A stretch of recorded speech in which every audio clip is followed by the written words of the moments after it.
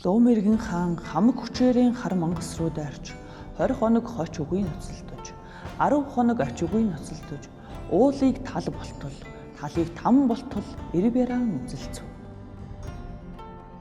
Хүч бярын тэнцвүүхэн тул тулаан хэдэж хоног үргэлжилж мэдхээр байв. Тэгтэл хар мангас арга сэдэж 20 толгоогоороо мянган лугийн дуугаар тэнгэр газрын бүхий л амтан хүний чихийг дүжигтэл муухай хашгирав. Луумэргэн хаан чихийн дарах үед хар мангас самбаачилж 2 хөлийг нь тас завчив. Хөлөө завчуулсан Луумэргэн хаан хөсөр унахад хар мангас 70 хүн дамжлаад штилдэггүй мунаан далайлаа. Энэ үед жигүүрт бормор Луумэргэн хааныг амжиж хүрэн салхинаас ч хурдан нисэн олов. Хар мангасын 20 толгой жигүүрт борморыг аль зүгт нисэн одсныг ч харж мэдсэнгүй. Шуудж нисээд хөрөнгөний өндөр хадан дээр жигүүрт бормор эзнээ авч гарлаа.